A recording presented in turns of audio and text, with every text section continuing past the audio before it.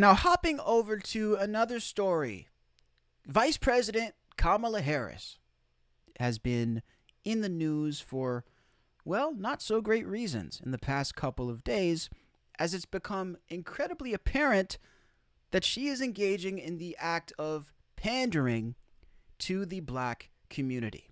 Now, it's a shame that I actually have to say this in today's climate before I continue to speak, that, I have to preface what I'm about to say with this. It's a shame that I do, but I will. I am a mixed race person myself. I am half black myself. So, potentially, since we're in the world of identity politics and, everybody's judged by their ethnicity and their skin color, and it affects the right to what they have to say in today's world, I will play that game with you of identity politics. I am a mixed race person, so I can speak to this based on your rules, not mine. These aren't my rules, these are yours. So if you want to play the game, let's play the game.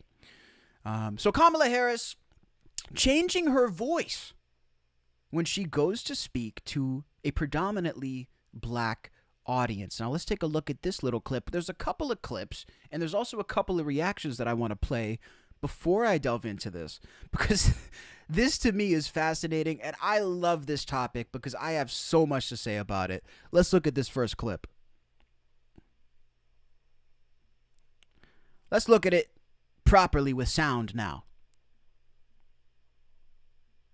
Let's just get through the next 64 days. How about that? Catch me outside. How about that? Catch you outside? Do you have an accent of some sort?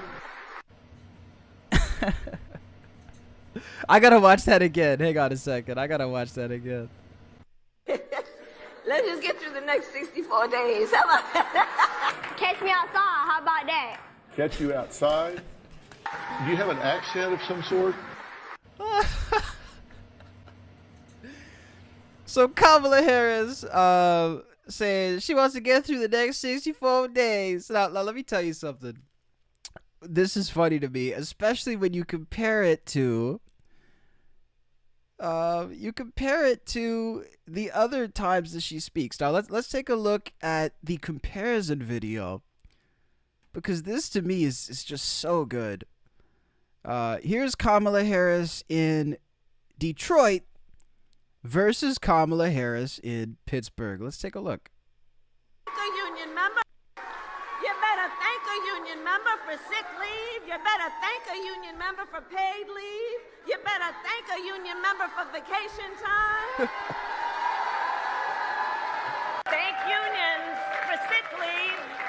Thank unions for paid family leave. Thank unions for your vacation time. Very, very interesting. The switch in cadence.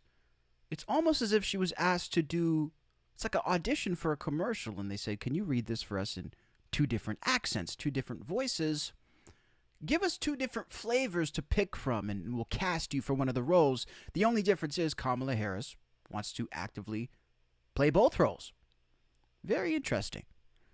Now, let's take a look at the White House press secretary when asked about Kamala Harris's sudden southern accent that seems to have appeared. This is, and I like that they asked her about this.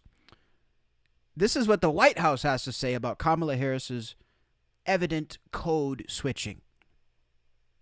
Since when does the vice president have what sounds like a southern accent? I have no idea what you're talking about. Well, I mean, this is... she was talking about unions in... She knows exactly what he's fucking talking about. First of all, look at her face. You know what? What's this girl's name again? I don't even know this woman's name. But I like her. And you know why I like her? Is because she is not taking it too seriously. This girl is obviously showing up for a paycheck. This press secretary is obviously just showing up for the check. She clearly cannot wait for Biden to be out of the White House. She clearly cannot wait. And I actually feel for her because she's probably had the most challenging run as a White House press secretary ever. Okay, this woman has had to try to come up with answers to questions that are incredibly embarrassing for her to answer, that are incredibly embarrassing for the entire administration. But the levity that she brings to it now, she's just laughing it off, right? She's laughing it off, and she actually seems to be having fun with it, which I do respect. Let's run the clip back. I'm sorry. Since when does the vice president have what sounds like a southern accent? I have no idea what you're talking about. Well, I mean, this is... she was talking about unions in Detroit using one tone of voice. Is this something that Same you think... line. Okay, Peter. That she used the same line in Pittsburgh, and it sounded like she at least had some kind of a southern drawl. I mean, do you hear the question that you're... I mean, do you think Americans seriously think that this is an important question? They care... You know what they care about? They care about the economy. They care about lowering costs. They care about health care. That's what Americans care about. So... That's what they... Well, to be fair, Kamala is not addressing those issues in most appearances either, so potentially it gives the American people more of an opening to focus on superficial things such as her voice and her background. Maybe if Kamala Harris focused more on the issues herself, we would have less focus on her. Just a thought. What they want to hear. This is something... They care about... Your colleague just asked me about... What basically we talked about, went back and forth about democracy and freedom. That's what they care about. I'm not even going to entertain some question about the president. It's just hearing it sounds so ridiculous. Well, but hearing it is... The question I'm talking about, the question is just insane. Is that how she talks in meetings here? I'm just... Peter, we're moving on. We're still moving around. Go ahead. Look at her face. Guys, just for a second, look at her face. She knows exactly what he's talking about. And look, this is not something that you need to be in the black community to understand, but again, as a mixed-race person, most of my family are fully black. We all understand exactly what this dude is talking about, and this is also a situation that does occur. When it comes to code switching, I've seen it myself. I've seen sometimes at my, black family reunions or whatever the case may be, there's sometimes a difference in dialect when people are talking to one another because there's maybe more of a comfortability there. There's maybe more of a family feeling. I think it's completely understandable to code switch in certain scenarios. I think that there's a case for it not being a bad thing in certain scenarios, even though I personally wouldn't do it, and I think it's completely cringeworthy. The reason I think it's an issue here is that Kamala Harris is not in the backyard with her family, and she is not hanging out with friends. Kamala Harris is campaigning to get votes to become the leader of the free world. And when you are doing that, I believe the way you should treat the American people is you should treat them equally. Okay, you should speak to them equally. You should speak to them in the same tone all across the board because you are representing all of them. Okay, you're representing all of the American people. Now, the idea that you're going to sort of masquerade yourself depending where you are as being more part of this culture, more part of that culture, I find it completely cringeworthy. Now, it's not just the voice, it's the way that Kamala Harris actually treats the black community by trying to pander to them in such disgusting ways. For example, look at the campaign rally that she did with Megan Thee Stallion, one of the most disgusting people, I would say, in modern day pop culture. Never wears clothes. Her lyrics are full of disgusting filth. We hear about misogyny. Whatever the female version of misogyny is, I would say that would be Megan Thee Stallion. She's a radical person, okay, who is the direct opposite of anything presidential. And the only reason, let's not kid ourselves. Let's start talking truth here. The only reason that Kamala Harris brought Megan Thee Stallion to shake her ass on the debate stage, at a presidential campaign rally, is to pander to the black community. Nobody can convince me otherwise. Nobody can convince me that she's not pandering, that Megan Thee Stallion was a great fit for the presidential run of Kamala Harris. Nobody can convince me otherwise. And the same with bringing the Migos. Why would you bring the Migos to a rally in Atlanta It has nothing to do with politics. It has nothing to do with her campaign. It has nothing to do with policy. It's simply designed to pander to black people. And as a person who is half black, supposedly I could say this when others can't, even though it's equally valid when other people say it. Now, here's my other issue.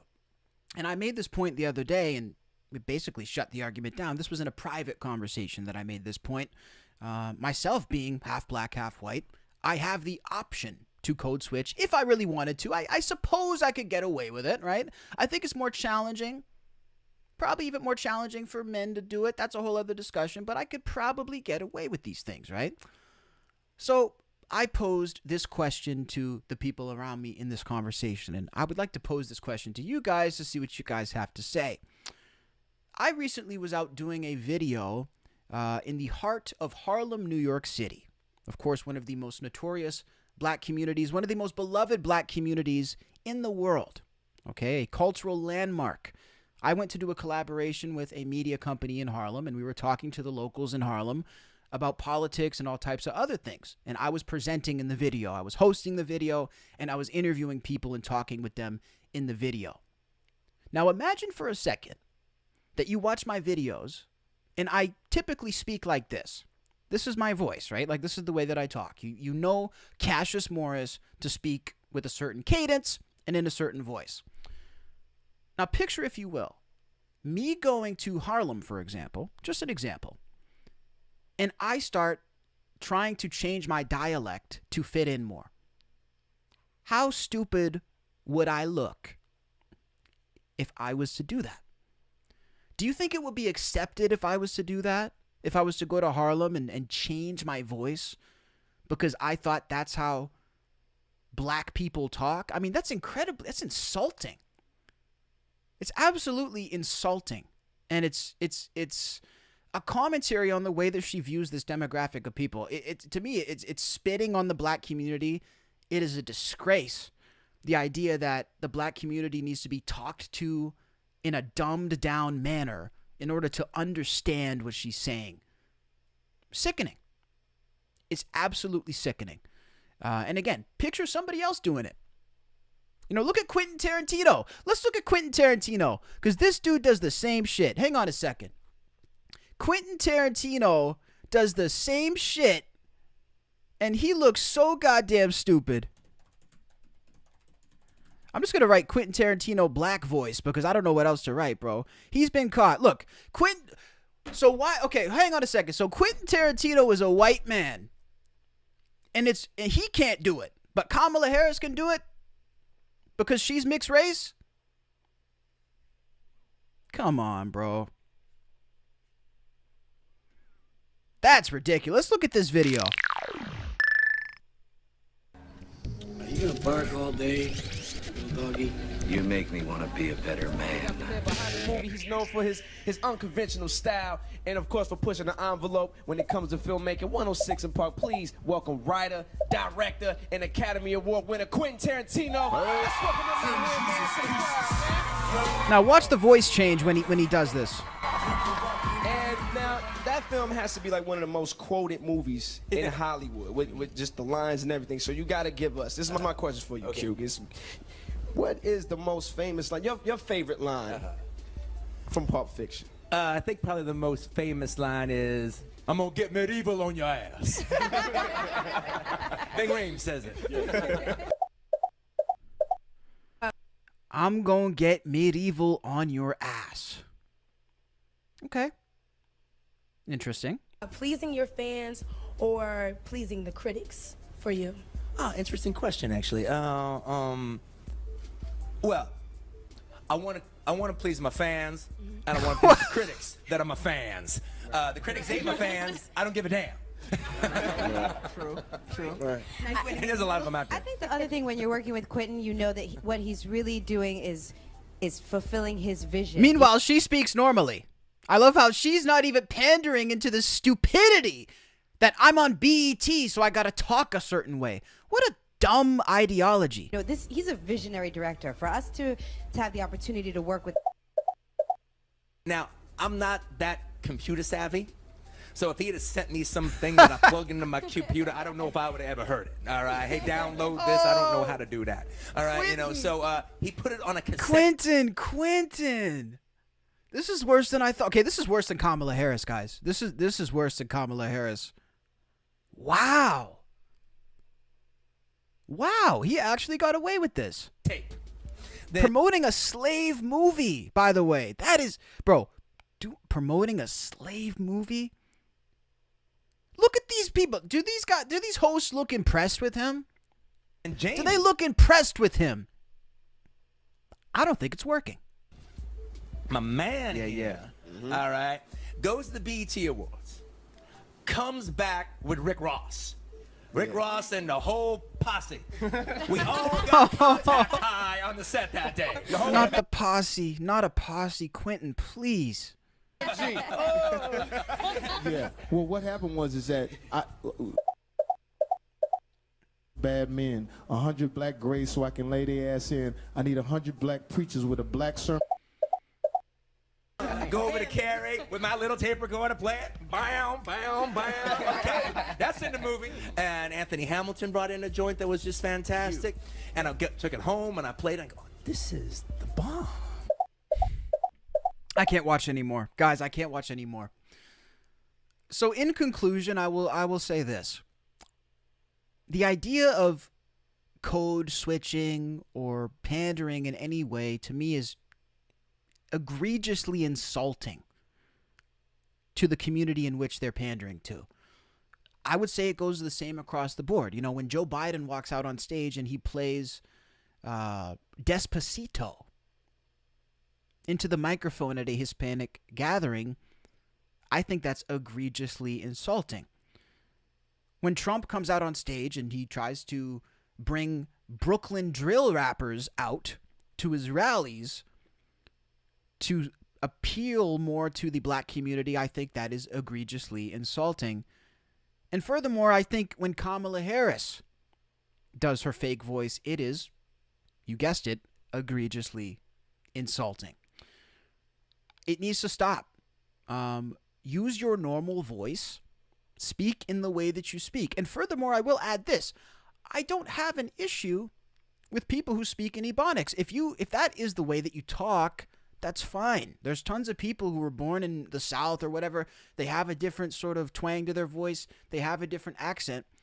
That's great. If that's how you actually talk.